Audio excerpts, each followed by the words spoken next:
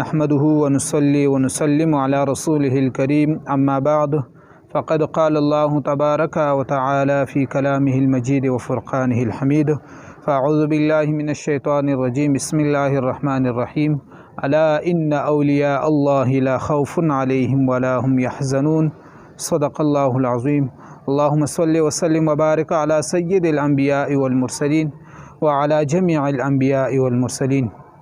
محترم عزتمندو، نن چې کومه ویډیو هغه تاسو ته جوړو او دغه ویډیو ډیره بهترینه ویډیو ده. اولیاء کرام دا پس د وفات نه زنده دي، ژوندي دي. خدای پاک په قرآن عظیم الشان کې فرمایي چې الا ان اولیاء الله لا خوف علیهم ولا هم یحزنون. خبردار دوستان د خدای پاک جل جلاله دا چې کوم دی په دوی باندې به خوف او یره نه وي او نه به دوی غمجن وي. یا ساتي عزتمندو، چا چې په دنیا کې کوم عملونه کړي دي هغه عملونو ثواب او اجر د پسې چې کوم دغه عمل کیږي د دې اجر او ثواب د پسې بیا رسیږي. چا د ذکر حلقې جوړې کړي دي او د ذکر حلقې د وفات نه پسم کېدلې د ته اجر او ثواب رسیږي. چا چې کوم دی په ذکر لا اله الا الله باندې خلق لګیا کړي دي د وفات نه پس هم چا دغه ذکر کولو دته پوره اجر رسیږي. یاد ساتئ عزتمندو، دا کومه ویډیو چې تاسو ته سایډ کې ښکاري تاسو دا وګورئ. دا څومره بهترین شخصیت دی، دومره بهترین شخصیت دی.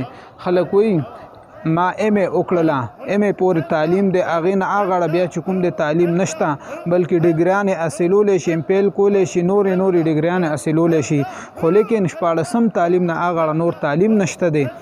نو دا دې حده پورې کراس شوی دی. خو زه حقیقت ویم او د حقیقت په بنا باندې دا خبر وکم چې ډاک باباجي صاحب رحمت الله تعالی علیه دا داسې ولی الله تیر شوی دی چې د په ژوند باندې سړی نظر واچي نو ام ای سکه چې ډبل ام ای بم برابر شي، 2 پیری بشپاړسم 22 کاله به پوره شي، خو لیکن د هغه اوصاف او صفات نه برابرېږي، د حالات زندگی نه برابرېږي چې د څومره په عاجزۍ کې زندگی تیرا کړې ده.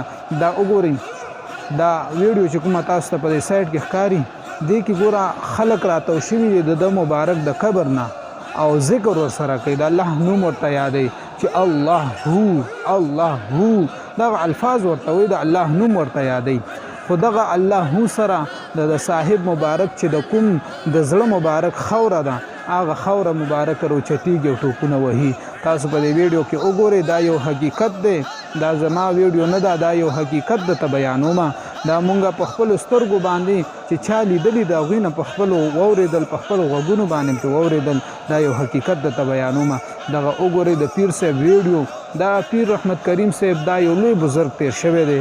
الله جل جلاله دې د دوی درجات نورم عالیه کی، نور دې الله جل جلاله د دوی درجات بلند کی او د دوی د خاطره دی خدای پاک جل جلاله زموږ د ټولو مغفرت نصیب کی.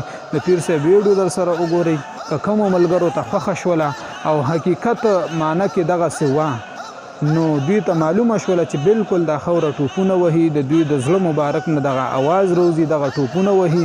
د دې نه مراد الله هو دغه الفاظ دي، د الله ذکر کوي.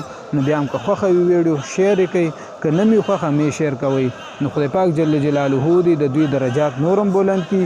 د دوی څومره فیوزات دي، تمام اولیاء کرام چې څومره دنیا نه تللي دي د هغوی څومره فیوزات دي، الله جل جلاله دې موږ ټولو مسلمانانو سره شامل کړي. آمین یا رب العالمین. و آخر دعوانا ان الحمد لله رب العالمین.